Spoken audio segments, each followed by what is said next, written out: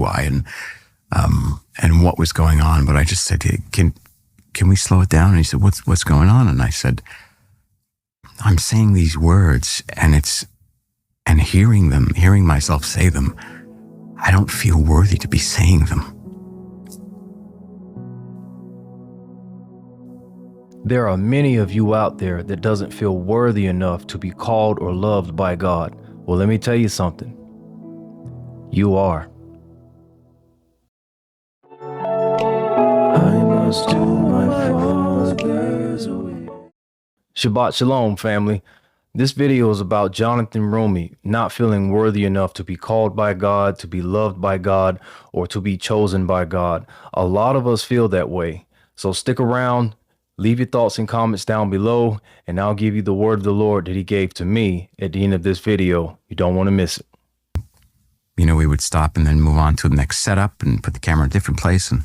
And then as it went on, I just had to stop the production for a moment to talk to the director, to Dallas Jenkins. And I said, can we just slow down a second? And he said, what's going on? And so I took him aside. I said, listen, man, I'm having a hard time right now. Like, I was starting to feel panicked and overwhelmed, almost like I've only had one panic attack in my life, and it started to feel like it was creeping into that, and I didn't know why or how. Well, I kind of knew. I thought I knew why and what was going on, but I just said, hey, can we slow it down? And he said, what's going on? And I said, I'm saying these words, and hearing myself say them, I don't feel worthy to be saying them.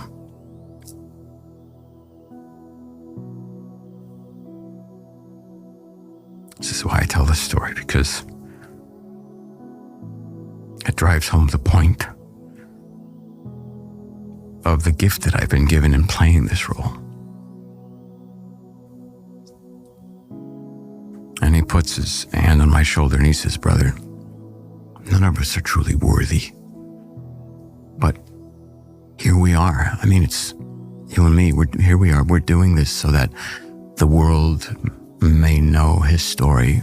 Those who haven't heard his story may know the impact that he's had on the world and on our lives personally. And I'm slightly paraphrasing because it's been many years since we shot that, but that was the essence.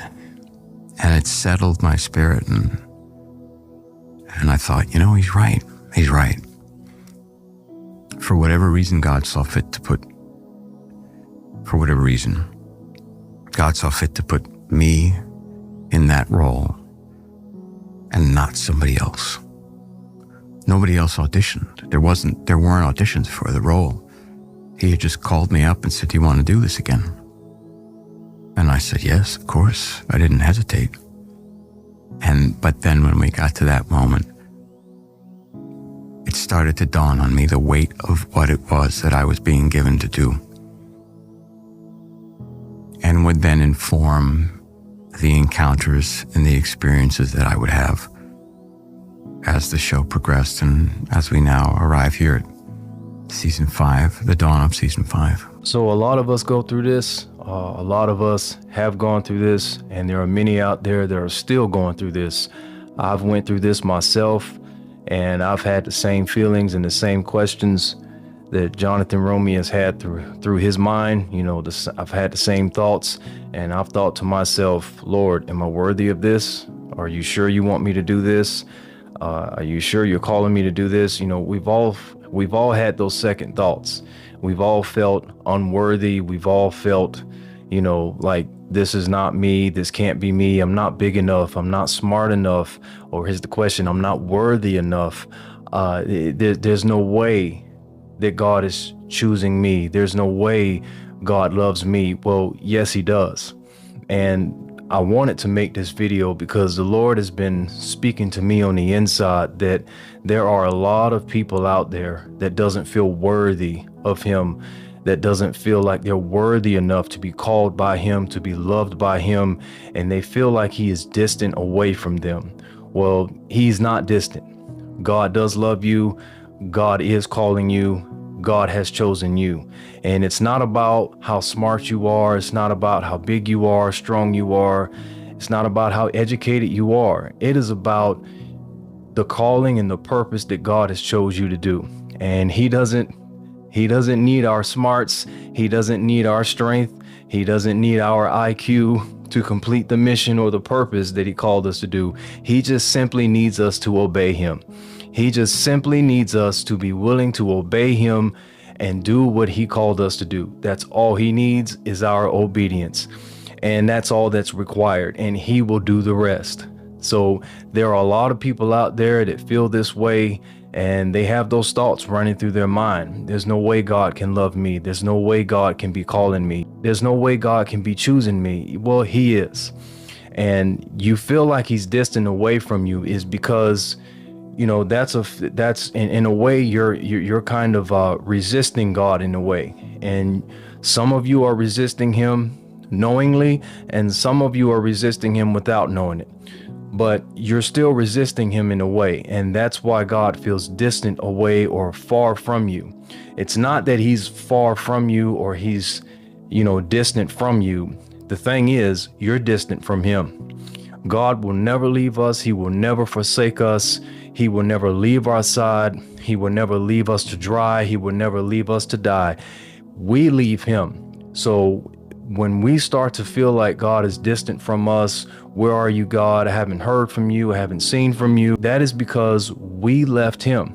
We are drawing away from him. God is not drawing away from us. We're drawing away from him. And, many times when we go through trials and tribulations, we feel that God, we ask this question, God, where are you? I'm going through this financial trouble. Where are you?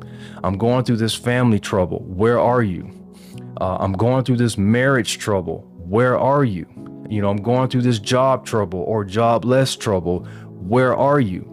I've had this person die. I've had this family member die. Where are you, God? Where are you in all of this? Well, just like I said in my previous video, all of us have a journey, and that journey was that person's business. That journey was that person's time on this earth.